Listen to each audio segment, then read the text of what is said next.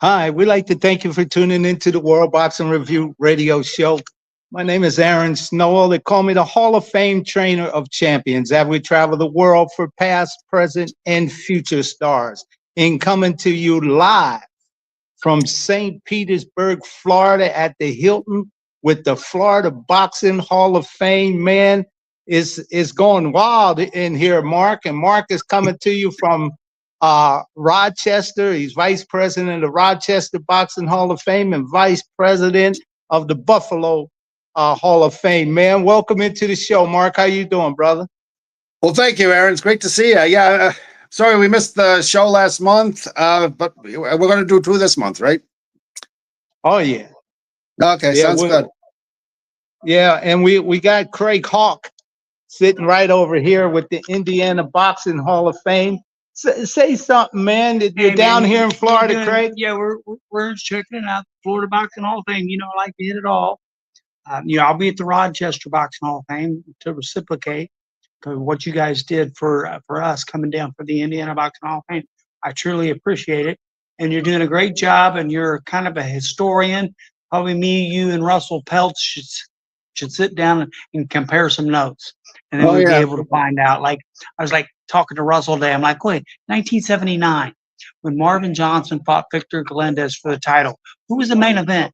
He's like, Sugar Ray Leonard and Wilford Benitez. Yeah, great stuff. Good stuff. Great seeing you, Mark. Yeah. Great seeing you, Craig. Yeah. Hey, look, the list is long, fine, but distinguished. The guys that are going in, Russell Peltz going in here to the Florida Boxing Hall of Fame. Randy Gordon, former editor-in-chief of Ring Magazine, he's here. He's going in. Stacy McKinley, he's going in. Wilford Benitez, not Benitez.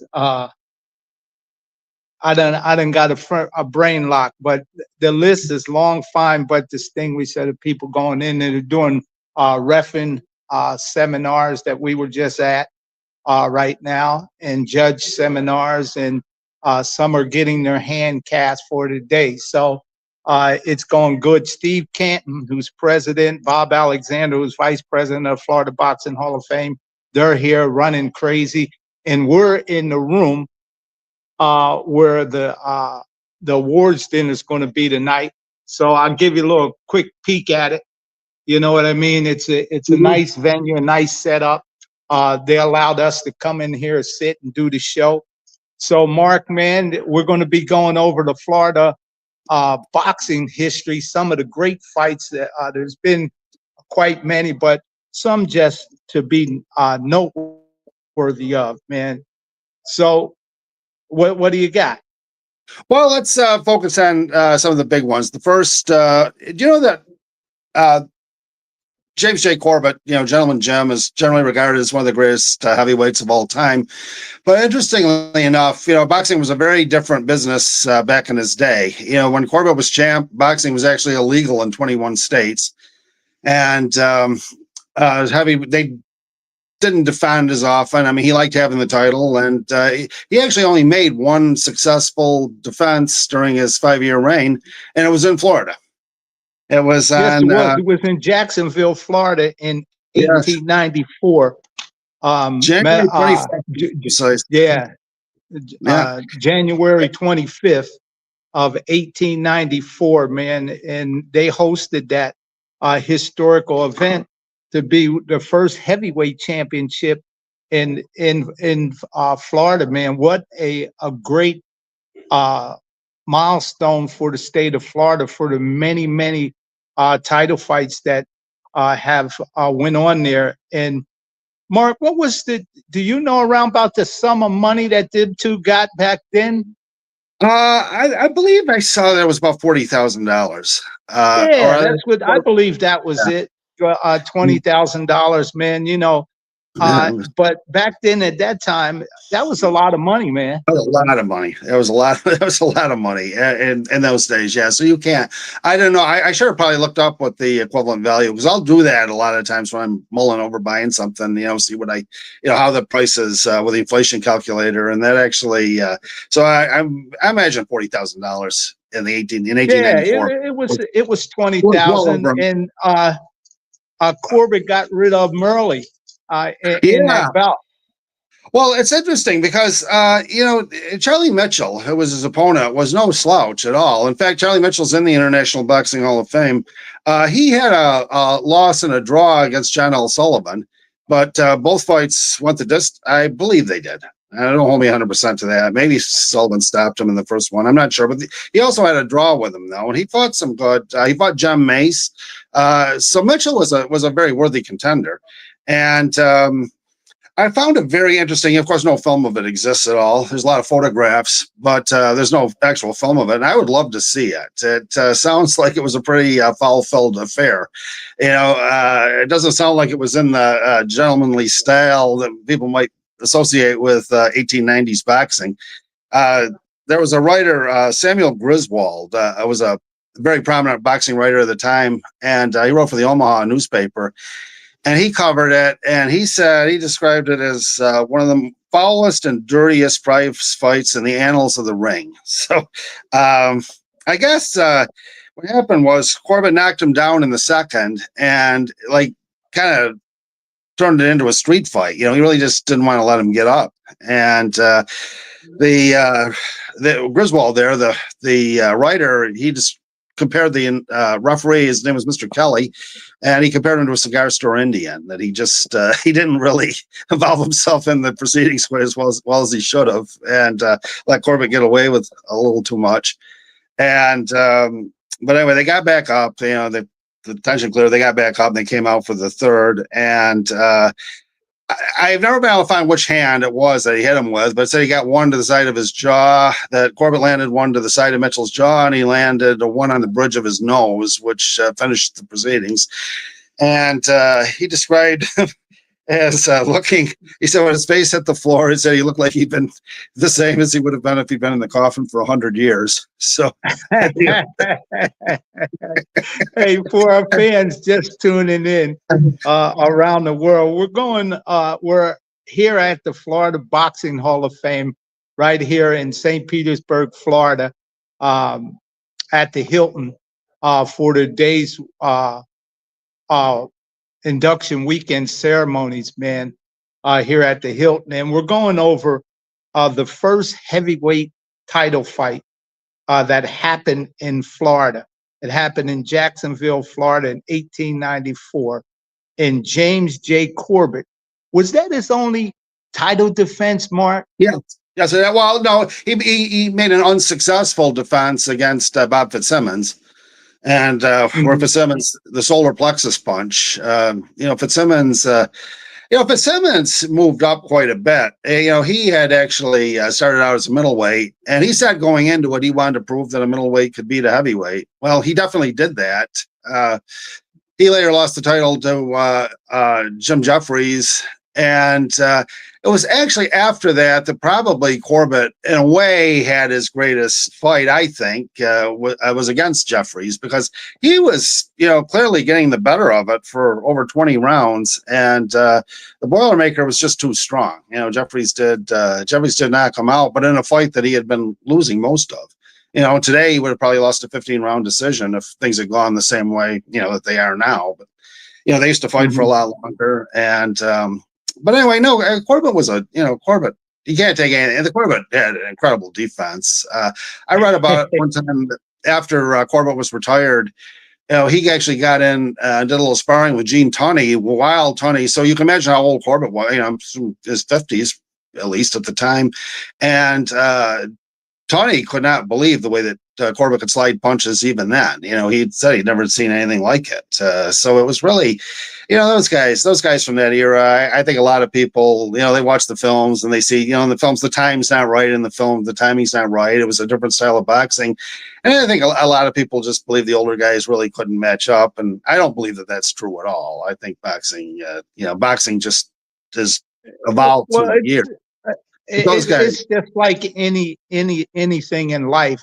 As the human being evolves, so does sports Yeah. evolve with the modern day science of sports training, technique and offense and defense as it progresses, as the human being progress, studying, looking, practicing, trying.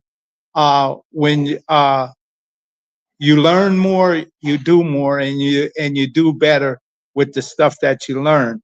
But let me tell you, Mark, let's jump right into it, man, because people, when they think about Florida and the big boxing event that happened was Muhammad Ali, then Cassius Clay, and the great Sonny Liston down Yes, in sir. Miami, Florida. Let's dig into that because You it jump- was you jump a away- spectacle, man. It sure was. It sure was. I do want to. It's fine to jump forward. I do want to jump back. There's two others I wanted to talk about. One was Carnera and Loughran, and the other one is Patterson and Johansson, the third fight. But anyway, going to Cassius Clay and Sonny Liston. Yeah, he was still Cassius Clay at the time. In fact, he had CC on his trunks. That was. I think he kind of set the stage though for the fight and what it meant. Sociologically, in the country too, because that was actually a time of rapid change in the country. President Kennedy had been assassinated just 3 months earlier, and also too, you got to remember this was in Florida, and Florida was part of the Confederacy, and things had changed a great deal, and it's amazing to me. One of the things I say about it, that there was only a little over 8,000 people at the Miami Beach Convention Center, which could have easily held 15. So, it's astonishing to me to think that I could have gone back then with a $20 bill in my pocket, and I could have gone in and seen Ali and Liston in the ring, and I could have bought a ticket that day. I really. Yeah, but what $20 back in that day was $20. It was a lot for that time in that era. For that to transpire, Mark.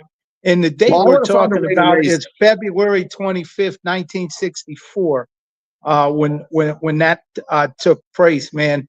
And this fight is known as one of the fourth greatest sports moments of the 20th century. Isn't that something?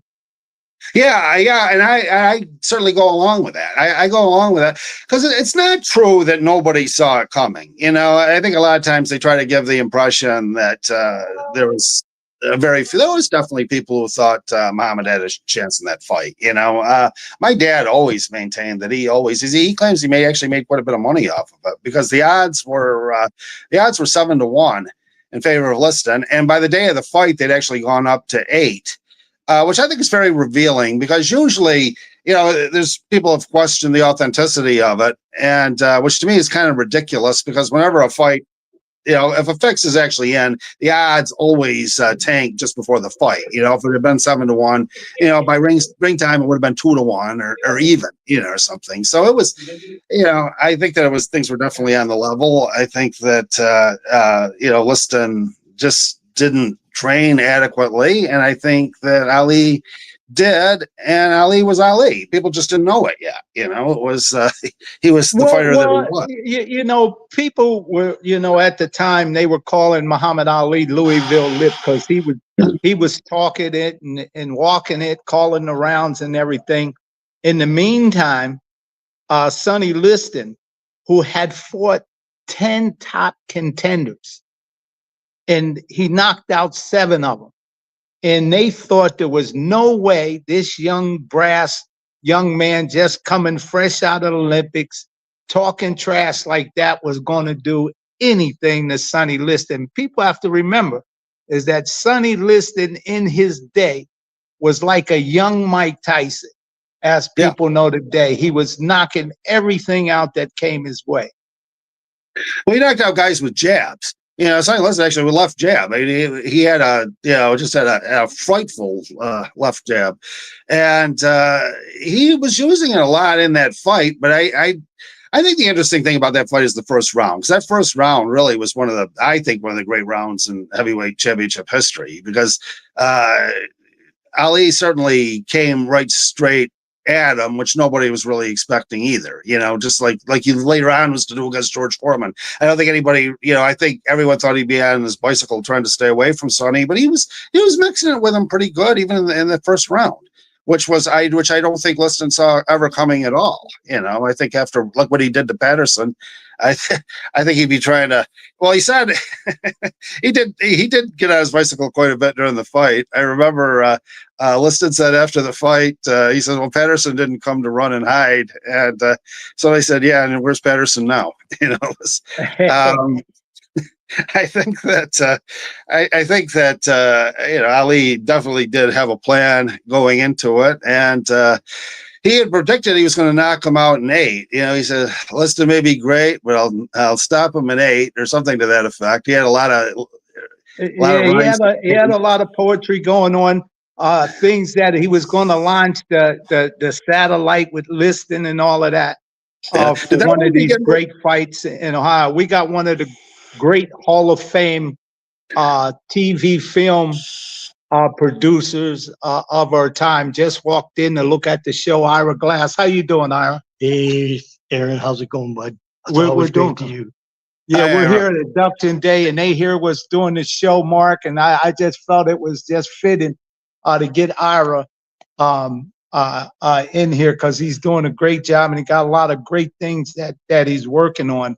And we've done a lot together, me and Ira, together working with Don King. Ira was a TV producer for Don King. He did TV production for the NBA, CBS, on all the major networks back in those days. And we always have a great working relationship. We have kept our relationship as time went on very alive and well. And I just want to say, bless you, Ira. He's here without his wife, as Bruce lost his wife, and we're all just wrapping our arms around these two guys because it's times and moments like this at the Florida Boxing Hall of Fame where you really feel stuff like that. All right, Ira. Thanks for stopping in. So yeah, man, it's people like this that you meet at the Hall of Fame. You know that. Absolutely. Well, I went to Canton this year, but I kind of find now as that's gotten bigger, I actually find myself enjoying the smaller Hall of Fames even more. Rochester, Buffalo, Indiana. And down the line, I got to get down to Florida. I really wish I could be doing the show right next to you down there.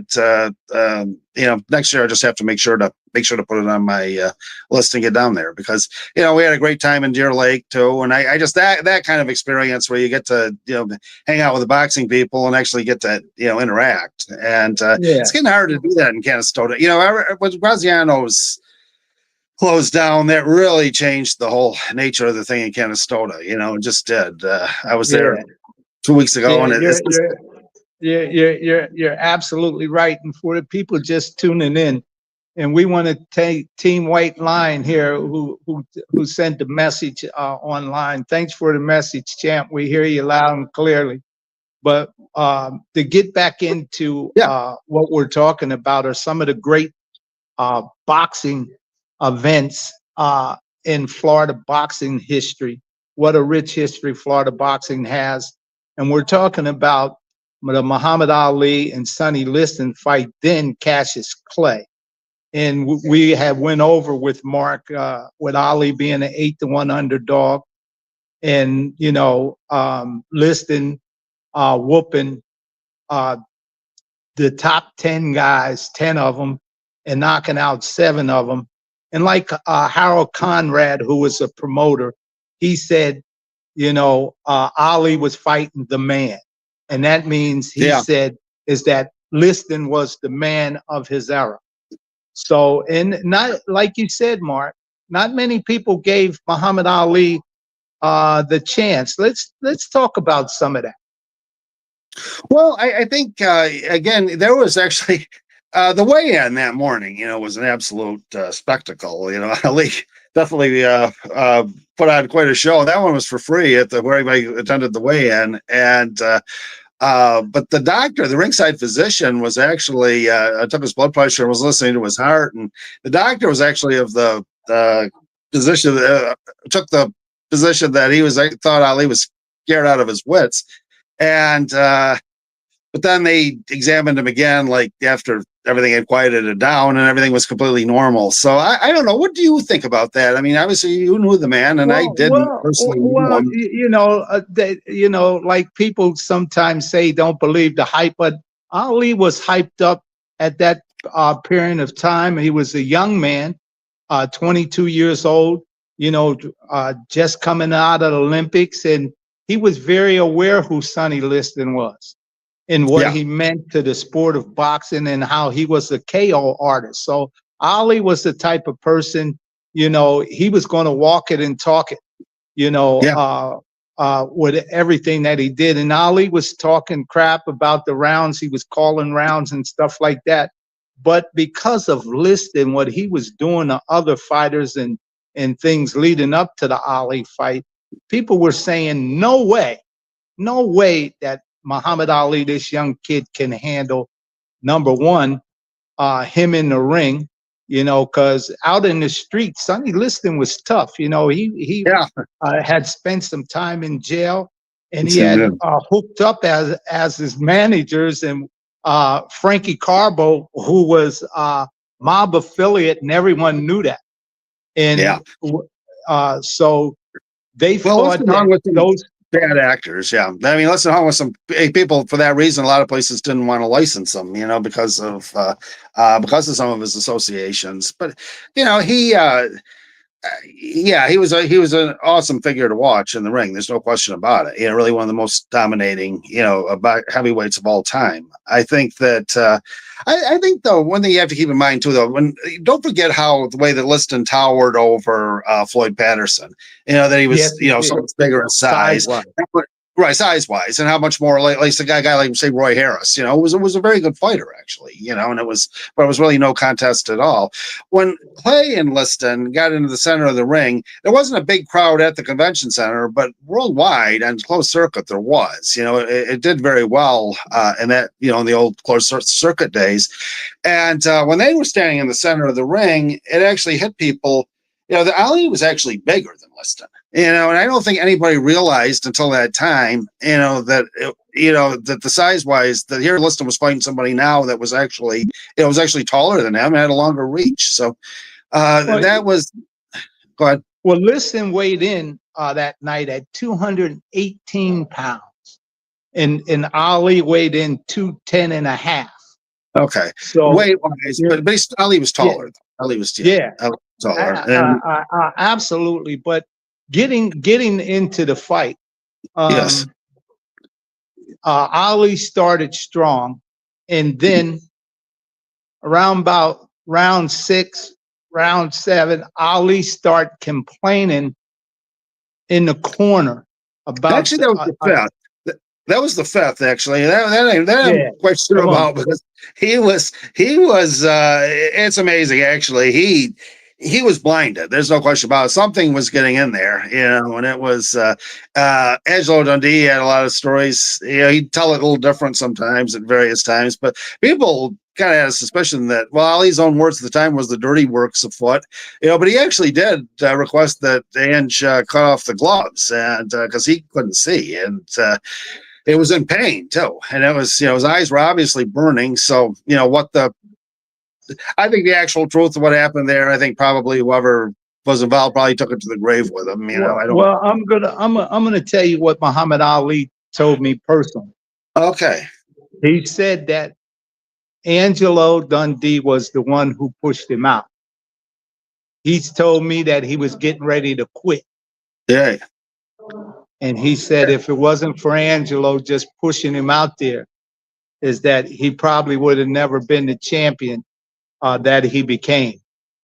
Angelo wiped his eyes out, the time, and he said, let's go get it.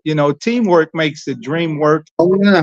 In big, great fights, there's always some type of drama that happens in big fights when an underdog comes through. and Ali fitted the bill for the underdog to rise to the occasion in a fight like this here, to win. Yeah. And, you know, Rochester Boxing Hall of Fame, you know, who you're vice president of, Carmen Basilio, where Angelo is inducted up there, Ali. Yep. That was Angelo's first champion, correct? That's right. Absolutely correct. Absolutely correct. The onion farmer, Carmen Basilio. Yep. And who did live, he was originally from Canastota, but he called Rochester home for, you know, a good portion of his life. So he was, and I'd say probably the Rochester Boxing Hall of Fame largely exists because of Carm, actually, because he was, you know, because he was living in Rochester later on. He worked for the Genesee Brewery. But anyway, going back to the fight, I think in the fifth round that, Angelo pushed him out there, and then, but he did the greatest escape, you know, since Houdini, really, because Liston was trying to knock his head off. I mean, you watched that fifth round, Liston was coming at him, and he was trying to, you know, and Sonny was trying to decapitate him, and he somehow, amazingly, I think, just dismissed, just slipped everything, and didn't get seriously hurt. I mean, I don't think anybody could watch that, though, and I think that Sonny was out for the kill. I mean, he was completely, you know, trying to level him, and I think the fact that he survived that, you know, that he managed to actually walk back to the corner after the fifth round. Really, I think a lot of the wind came out of Sonny at that time. You know, I want to ask you another thing though, because you taught, you know, you knew Ali, and I'd like to know, do you think that, like, Liston quit after the seventh? But do you think that was, or going into the seventh, do you think that he did that to keep the eighth round prediction from coming to pass? He did what? Do you think that Sonny, that thought entered into his mind that he didn't want Ali to his eighth round prediction to come to pass? He didn't want to be knocked out. Right. Okay. I believe Sonny Liston, because you were in his training techniques. He was only running 1 mile. He had a lot of ladies around him. He was hanging out doing the night thing because he thought this young brass kid couldn't handle him when he got in the ring. He was just, number one, surprised at Ali's movement. He couldn't cut the ring off.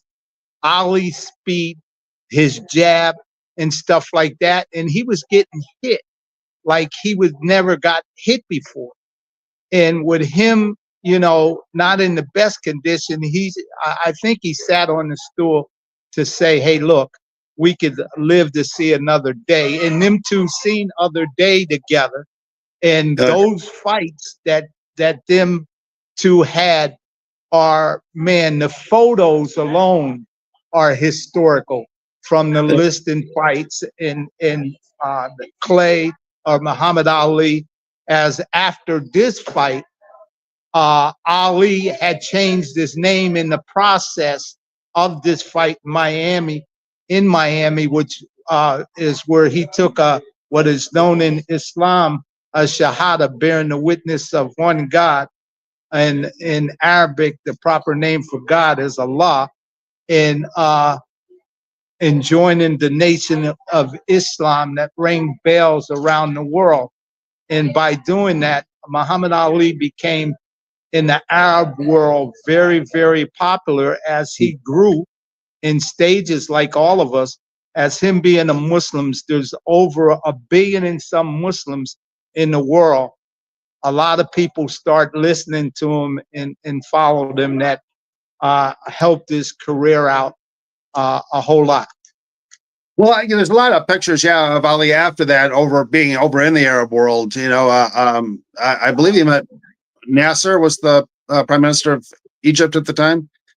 Yes, I think it was Nasser. Yeah, he met with Mr. Nasser, and there's pictures of him in front of the Great Pyramids, and, you know, Anna Campbell actually in front of the pyramids. That was always a kind of a classic shot, I always thought. It was.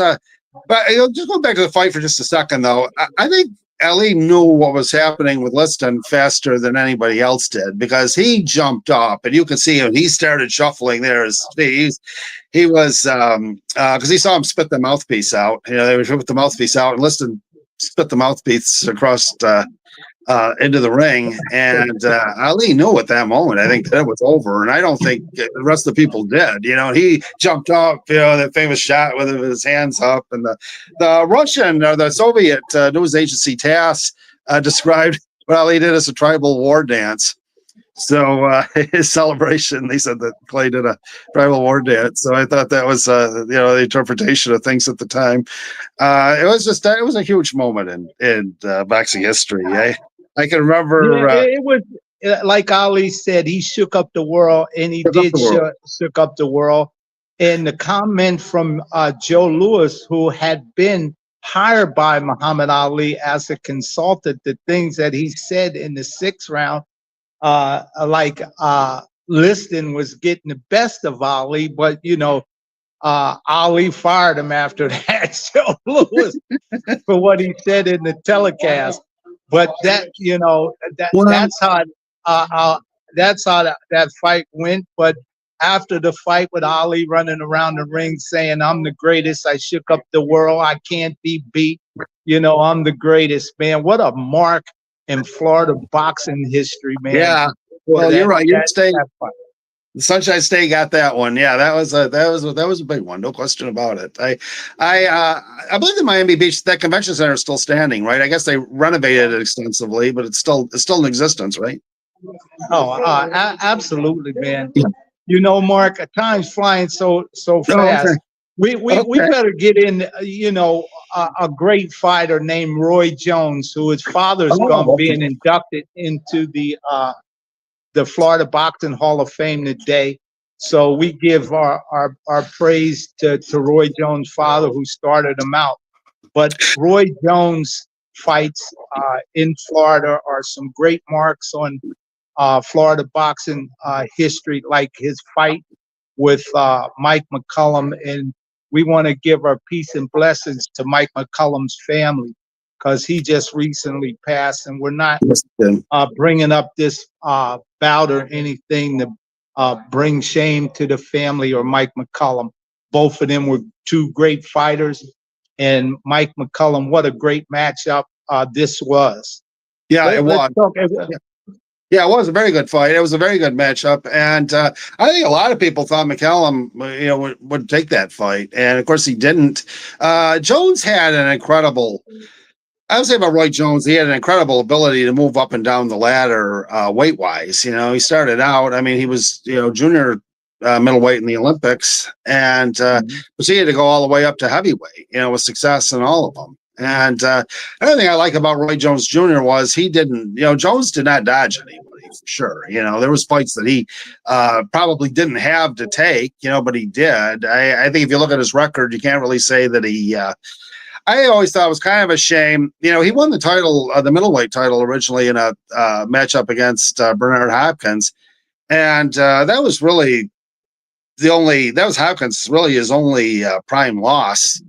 Was that fight as a middleweight? I would say the only time in his really middleweight prime that he lost was that fight, and Jones won it fairly clearly. But I always thought it was a shame they didn't have a rematch, a couple of years later, because Hopkins was getting better at the time, and after Hopkins beat Trinidad, there was a lot of people wanted to see that fight again.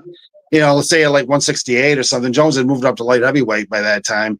And I think it's kind of too bad it didn't happen. They did fight again, and Hopkins won pretty decisively in the rematch. But that was a fight that there should have been another one. I think a little sooner than the rematch actually happened.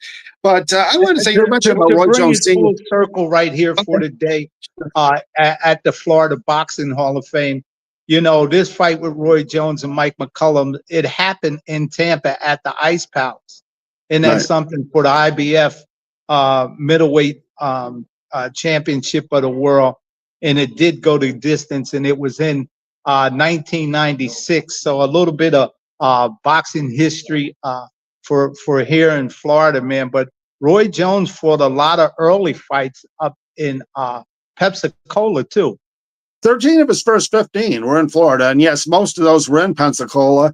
And actually, one of them was in Mobile, Alabama, which is just kind of past the Florida border, and so very close to home.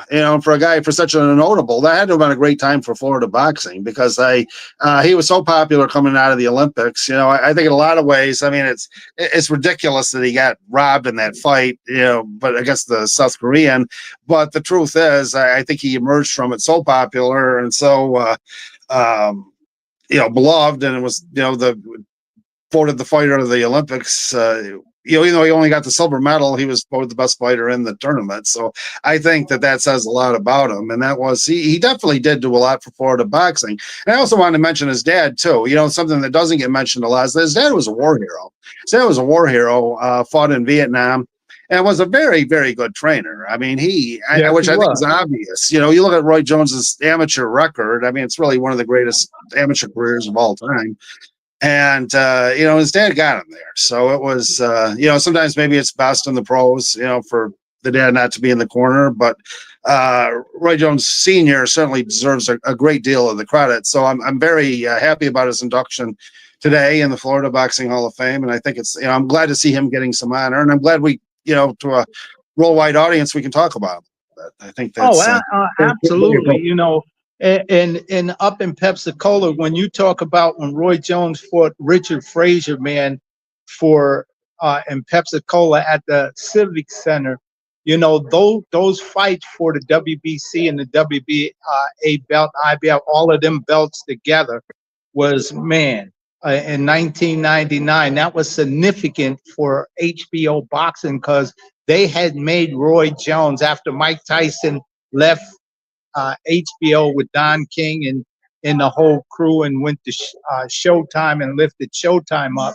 Roy Jones was it for HBO boxing. And with these fights in Florida that he did in his home crowd, the Civic Center and those places, they had there was good seating in there, and he packed them in. In 1996, man, Roy Jones was the man, without a doubt. Well, no, but you mentioned 96 too, and another one that was on HBO. People kind of forget about now, but if you remember Eric Luca there from Montreal, the Canadian fighter, he was getting quite a significant build-up at the time too. He'd been fighting on HBO a lot, and that fight took place in Jacksonville, and Roy stopped him. So I mean, actually, he stopped Eric Luca. It was a very good fighter, So it was that was a big fight that year too. And absolutely. And let me tell you, I'm gonna hit you with a surprise, Mark. We're gonna take it back down south. A fighter that I had the pleasure to train, Frankie the Surgeon Randall.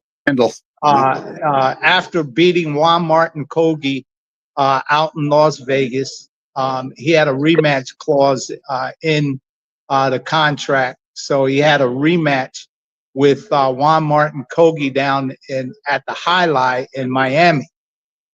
And what happened, as they did in the prior first fight, they butted heads early in the fight. And when they butted heads, Kogi fell out flat in the ring, and they carried him out on the stretcher. And they end up awarding the title to Juan Martin Kogi down in Miami at the Highlight, and we had to go to Buenos Aires, where he was from, to get the title. So, and the reason why I'm bringing this up, Frankie Randall is also inducted into the Florida Boxing Hall of Fame. What a great fighter. He fought in Clearwater early in his career, a lot of different bouts in Clearwater and around this Tampa, Clearwater, St. Pete area with Phil Alessi Sr., Frankie did. So I just wanted to throw that in the ring. Frankie Randall, great world champion. I'm glad you did, because Frankie Randall, I met him. I met him the year, what was it, 97, I believe, the year that Don King got inducted. Don King, when all the champions Don King had were up there. Yeah. That was nice for me, because I got to, like, some of the guys people were chasing, some of the bigger names. But I can remember, I actually got to chat with Frankie for a while that weekend, and very nice man, a great fighter. Well, as Mark, as you well know, as being vice president of the Rochester Boxing Hall of Fame, Buffalo Hall of Fame. You do a lot of things with kids, with Larry Lizardi, yourself, and this young man right here. All right. He was putting on referees with the referee seminars. He's an up and coming fighter. Tell him, man, everybody who you are, man. You're in the World Boxing Review, champ. My name is Sebastian, and I want to become the best ever. You heard that? The best ever. I want to be the best ever. The best. Well, there's no reason you can't be, and absolutely, hang with it. There's absolutely nothing, don't listen to any naysayers. You go right in there and you do what you know you can do. So I'm sure you'll be very successful.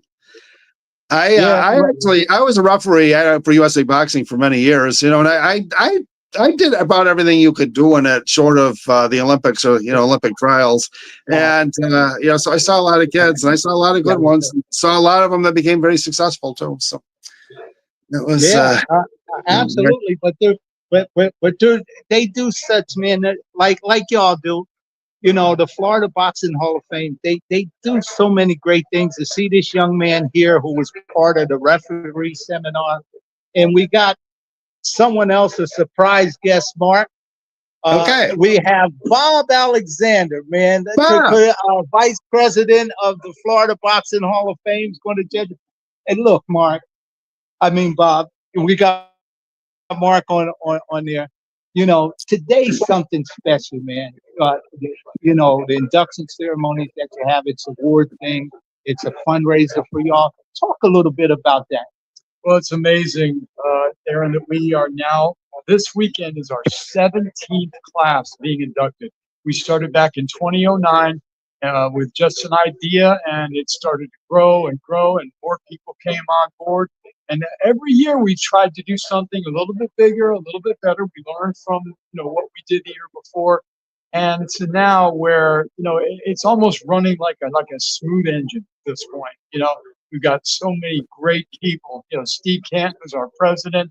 The great Dahlia Duran takes care of organizing things, fundraising.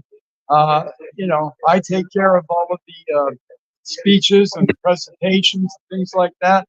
And the rest of our board is always ready to go to, help volunteer to do different events and different things. So to see the growth of this Hall of Fame in less than 20 years, to me, it's almost astounding. Yes, we are held in high regard, just like the International Boxing Hall of Fame up in Canton, in New York.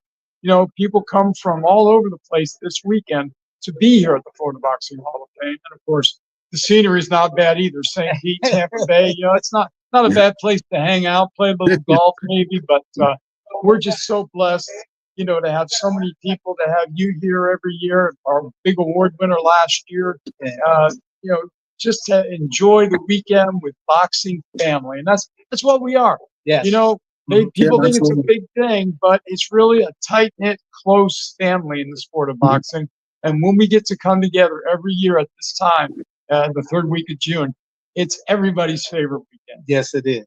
Yes, it is. And Bob, okay, I'm sorry, Bob. I don't know if you remember. Last time I saw you was at the Bare Knuckle Boxing Hall of Fame in Belfast, New York. I remember that. 2 years ago, yes, sir. Yeah, you're looking good. It's good to see you, and I'm just this is a very special surprise. I feel all the more sadder that I'm not down there. If I don't, we need to get you down here next year.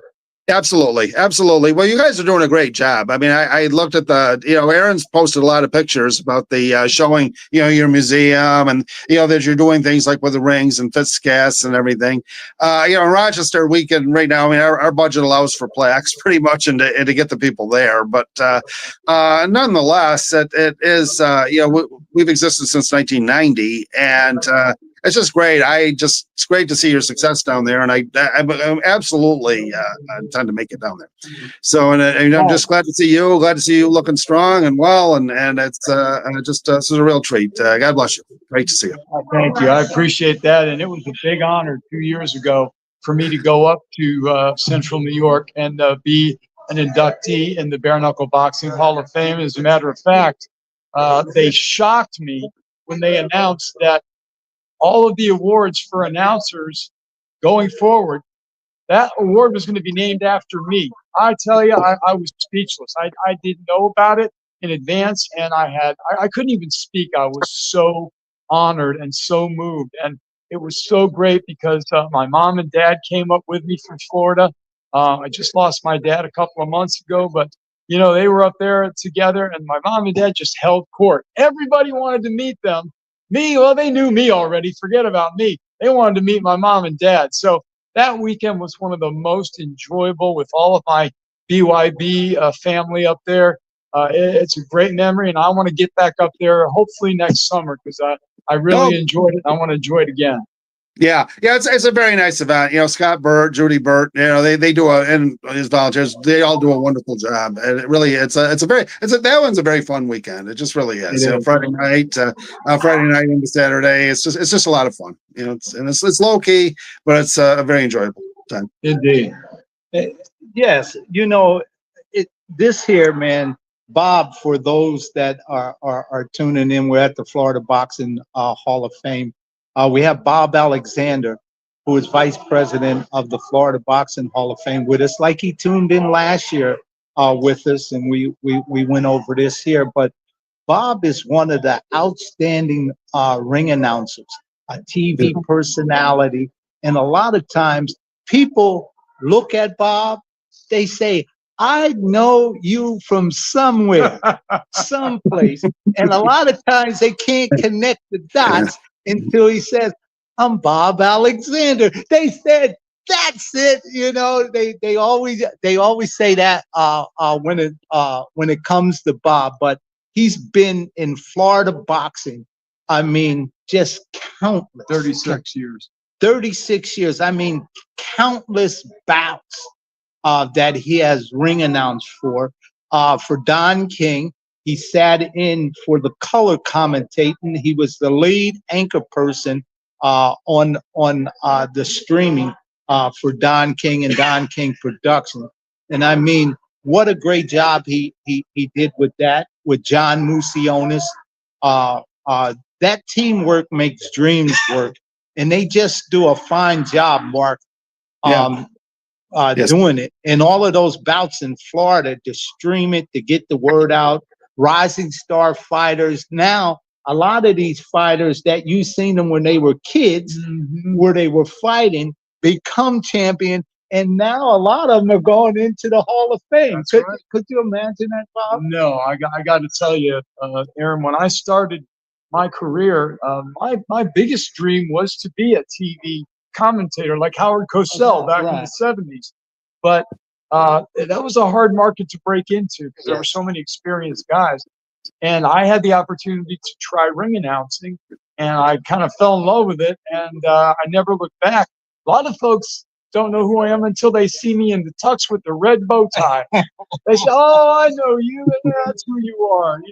But I get people all the time that they see fights on channels late at 2 a.m. They're up watching surfing channels. They're like, oh, he's the announcer. Yeah, I know that dude. Somebody told me just the other day, I saw you last week doing a BYB show at 2 a.m. or something. I just laughed at that. But it's been such an honor to do what I do, to meet all great people like you, all of the big names, the Alis and the Don Kings and the Roberto Durans and, people like that. Yeah, Pinklin Thomas is another great friend of mine. I grew up watching that dude. He's from Michigan, just like me. I idolized him, and now he's one of my better friends. I mean, that's almost mind-blowing sometimes. And it's such a great fraternity to be in the boxing game and to do what I do, to live my dream. It's hard to describe how great it is. Yeah, absolutely. It's a great, and he mentioned Pinklin Thomas. Matter of fact, Pinklin Thomas, who lives down here in Florida now, he won the WBC heavyweight championship off of Tim Witherspoon, who I was training, who had the belt. Tim had beat Greg Page for the WBC belt, and then Pinklin won the title office that night with Angelo Dundee, a matter of fact, in the ring with a split decision. And we talk about all of that, how tight knit that is. I faced Angelo Dundee quite a bit. I won some, I lost some and won some. So he got the heavyweight championship that night.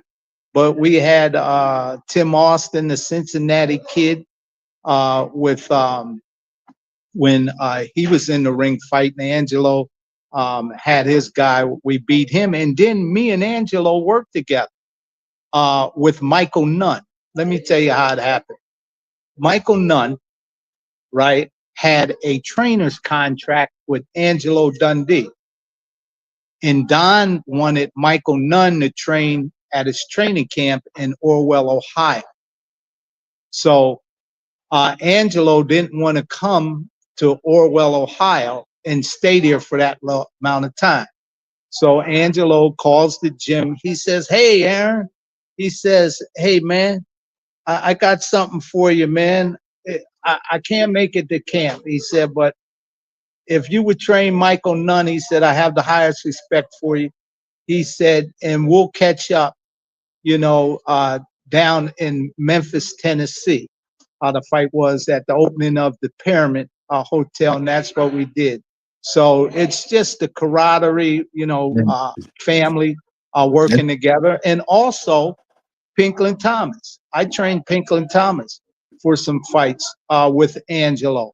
Angelo didn't want to come to Don's camp. Pink came to Don's camp, and I worked with Pinklin Thomas. So it's a small knit community, Bob. Yeah. So, yeah, those great opportunities, Mark. And also we got Craig Hawk, president who was on the show earlier, sitting right there.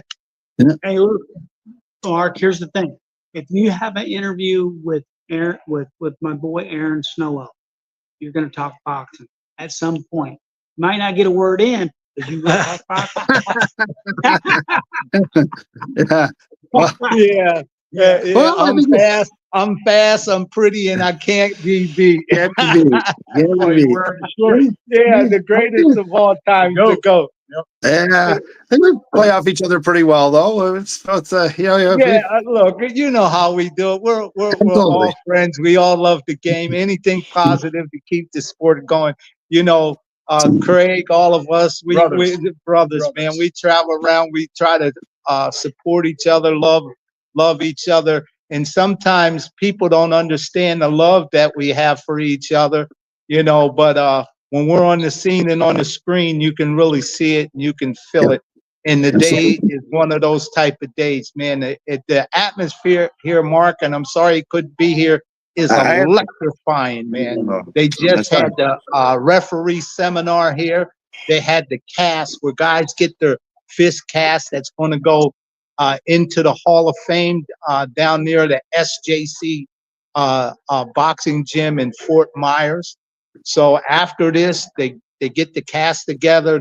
A plaque goes up on the wall, and their fist goes underneath the cast, man. And it's a beautiful thing to see the fans, the family, see them have their hand in that, just like international that you were at, But it's something exciting to see, to witness all of this transpire. And then when it ends up, so people that are here now, they may not see the fist, but next year in January, with the opening of the new class, you get down near the SJC boxing gym, you'll see the class, the plaques, the Don Kings, the Muhammad Alis, all of those guys who have been inducted, awarded on the wall with their medal in the museum, gloves, trunks. I mean, it's just phenomenal, man. And these museums are vitally important, is because it's holding Florida boxing history together. So, Mark, I'm going to say this, is that history and culture of all our studies are best attracted, best qualified to reward a person's research, as it takes upon the springs and motives that spell the destiny of the human being. And that's what these Hall of Fames do. They hold that destiny for these human beings that happen to be in boxing, like you do, Mark. It's a blessing. Absolutely, absolutely, it is, and I enjoyed being on with you, and it's just great. Like I said, I have a little envious that I'm not there, but I think next year, and maybe next year we'll do one. I'll be seated next to you doing the show from down there. So, Well, also, we'll be up there in September. Hell, absolutely, all the gangs here. yep, September absolutely. 20th at the Rochester Boxing Hall of Fame, where Michael Nunn is going in with Henry Hascott, Freddie Ladd, and Henry Tillman. Henry Tillman. huh? Henry Tillman. Yeah, Henry Tillman. Who did I say? Freddie Ladd? He's at Hascup. He's at Hascup. I said, Henry that's Hascup's New Jersey Boxing Hall of Fame well, he's a president. very good friend of Yeah, mine. yeah, I know he's a very good friend of mine. Henry's a great guy, isn't he? Yes, he sure is. He sure is. No, But Mark, in closing, what do you want to say about this Florida boxing history as we went down some of the great fights? What do you want to close up and say? Well, they closed up by saying that Florida definitely does have a remarkable boxing history, and it's goes back again. I mean, I think just what we started out with, Corbett's only successful title defense, going right up to Roy Jones Jr. and beyond. There's some good fighters down there now too, as well, and it's a remarkable place. And I wouldn't be complete without showing one piece of memorabilia. This is actually Come on with it. This is actually from the third Floyd Patterson Ingemar Johansson fight, which was actually the best of the three. And so hopefully that may lure your viewers into, because we'll have to do a on the Patterson Johansson, the 3-bout set. We'll have to do a show on that sometime. And that would be a good story, because I had some things to talk about that fight, because that was they fought 3 times, and the first 2 went opposite directions, and the third one was probably the definitive fight. I think that was probably the best of the 3. And of course, Tommy Loughran and Primo Carnera fought for the heavyweight title down there too, which I believe was, which is an interesting fight too. That would be a good topic for another day too, I guess, because that was right in the depths of the Depression. That was in early 1934. So, people did not have a lot of, didn't have a lot of money, and it was a difficult time in our nation's history, but the boxing world went on, all through the Depression. And it's boxing is one of those things. My whole life, people have written off boxing, but it always lasts, and it always comes back, and it always eventually gets stronger. I don't think it never went nowhere. It wiggles and wobbles, but it only falls down to grow. That's the right. Market trends. You're never going to keep soaring up. It's called market trends. It wiggles and wobbles. It falls down sometime, but it don't. And if it goes and falls, it'd be like the eyes of the phoenix bird. It'd get a brand new spark, a brand new light, and it would shine all over again. So, hey, look, boxing is all way alive. Some people, because a lot of the heavyweights following, is over in Europe, England, Saudi Arabia. But man, they're packing stadiums over there. Anthony Joshua, 96,000 fans, who broke the record that we had with Tim Witherspoon and Frank Bruno in Wembley Stadium with 46,000. Anthony Joshua has shattered it off the record, man. 96,000 screaming fans that he packed in there, and Tyson Fury is right behind him, with something like 89. So, man, boxing's not dead. It's surely alive, and with these great money that they're getting now that Turk Al-Sheikh has thrown in the game. Man, he's dumping money in the game like it's coming out of a spigot. You know what I mean? So it's not dead, and if it was doing bad, they wouldn't even have it. You know what I mean? And absolutely. It's not doing bad. If we can try to get John Musionis, I know he's working hard over there getting the cameras and stuff ready for the telecast for the dinner. If we can get with John Musionis online, who is a Hall of Famer in his own right. We work together long, countless hours, and we still do a lot of stuff together with Don King. John Musionis, man, welcome into the World Boxing Review radio show, man. How you doing, brother? I'm doing great, working hard, hardly working. John, with doing the telecast that you do with the filming, the Hall of Fame interviews that'll be archived for the Hall of Fame. Tell people what it takes, man, to constantly, what's the hours and stuff like that that's Well, I mean, I've been doing the streaming for a long time now. And the technology, since I started in 2009 with DonKingTV.com and all the stuff we had to do there, it's gotten a lot easier. Today, for instance, I'm doing an event where everything is wireless. The cameras are wireless, battery operated. You don't even have to pull wires out. You just click it in, and 5 minutes later, you're streaming. So the technology's made it a lot easier to set up. The job I'm doing here 30 years ago when Frankie Randall fought Chavez, that 5-camera shoot took 30 people to do it.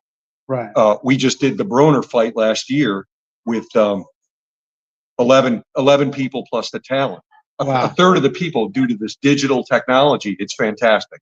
It's a lot easier to do. It's a lot cleaner broadcast. And of course, it's high definition. It's a lot better. The sound's high definition. The video's high definition. And a one-man show like me can produce this whole thing by myself. I just need 3 camera guys. So it's pretty amazing. Pretty amazing. It's amazing. John Musionis is a Hall of Famer in his right for all the great work that he's done. John Musionis, he digitized Don King's whole library with all of the great fights. You know what I mean? Yeah. And John used to tell me, he said, "Damn, Aaron, you're on a lot of these damn tapes." 13,000 tapes. a lot of tapes, but we had to do it before the tapes started to disintegrate. But we've got them all digitized, duplicated, and it's preserved forever.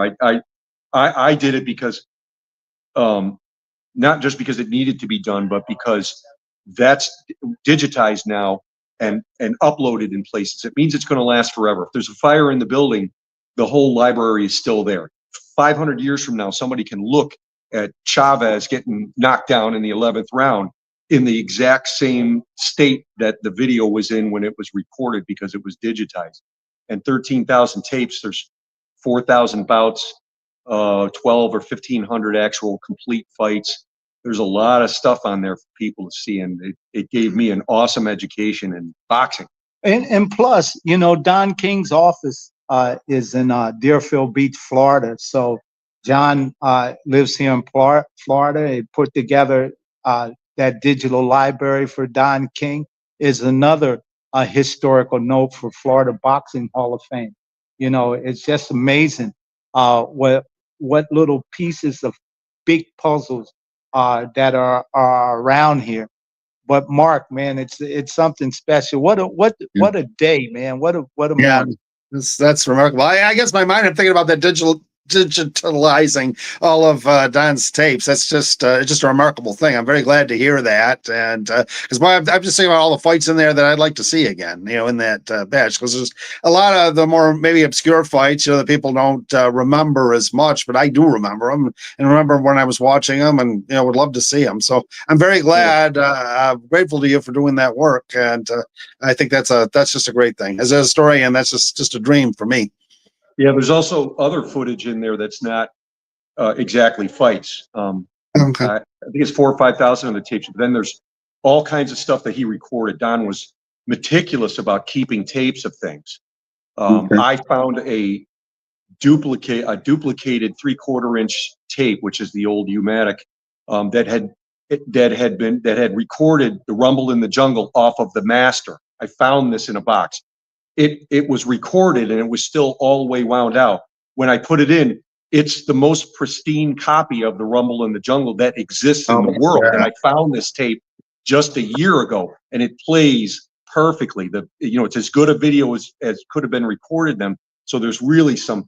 And then I found a couple of other real gems, which I showed to Don. It was Don interviewing Muhammad Ali on October 16th of 1974. He had a microphone and a camera. It's priceless. I showed it to Don for the first time in 50 years about 6 months ago, and just I put it on Instagram, his reaction to it, and he was smiling. I mean, it's maybe one of the most awesome pieces of footage when you see Muhammad Ali in his prime talking, not just boxing, but talking. There's never going to be another dude like that. I just don't think there is. He was so No. great. I can watch it 50 times and never get sick of him. It's awesome. I had the privilege to see these kinds of tapes. It's unbelievable when you come across stuff like that. Fantastic. Oh, well, hey, John, we want to thank you, man, because Yeah. it's back to about work. our time, and we don't want to mess that. He's over there setting up that you can see all the cameras and all the logistical stuff that it comes in for streaming. He's definitely All right, a Aaron. TV production guy, and he does a hell of a job, and he does it very, very well. So, Mark, Yes, sir. it's been that type of morning. And Yeah. I'm sorry that, Steve Canton is running here, running there, running everywhere. But his team, we want to thank each and every one of them for a great job, what they do, man. It's been wonderful Absolutely. this morning to have all of them come sit on the show with us, man. And thank you, Mark, for the great job that you did to bring forth some of Florida's boxing history. Well, thank you very much. It was my pleasure, and look forward to the next show with you very soon, hopefully. And Yeah. well, we'll talk about it this week. Yeah. Okay, well, all right. Thank you for tuning in to the World Boxing Review radio show. My name is Aaron Snowell. They call me the Hall of Fame trainer of champions. And we travel the world for past, present, and future stars. And thank you, Mark Irwin, for live from Rochester, the Rochester Boxing Hall of Fame, man. Tune in next week, same time, same place, same channel. World Boxing Review.